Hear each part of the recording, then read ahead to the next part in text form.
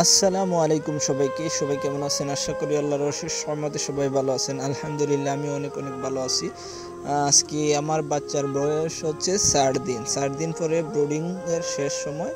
আসলে অন্য শীতের সময় 5-6 দিন রাখা লাগে ব্রুডিংও, যেহেতু হালকা একটু গরম এই কারণে আমি 4 দিন রাখছি। 4 দিন পরে আজকে আমি জায়গা বড় করে দেব এবং লাল বাতি অর্থাৎ কারেন্টের লাল বাতি যে ইউজ করি এগুলা পরিমাণ কমিয়ে দেব।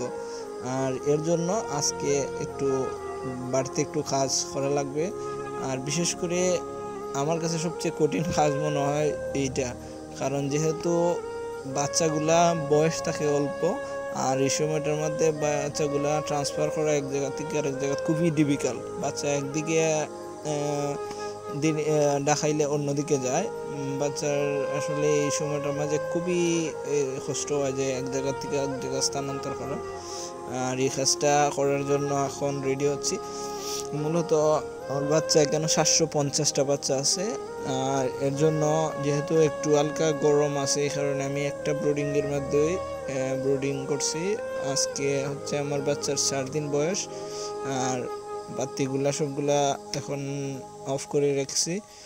মূলত এখন বাচ্চাগুলা এক জায়গা থেকে আরেক জায়গা স্থানান্তর করার সময় সবচেয়ে ডিফিকাল্ট সময় হচ্ছে এইটা। বিশেষ করে বাচ্চাগুলা দেখাইলে একদিকে যায় আর একদিকে।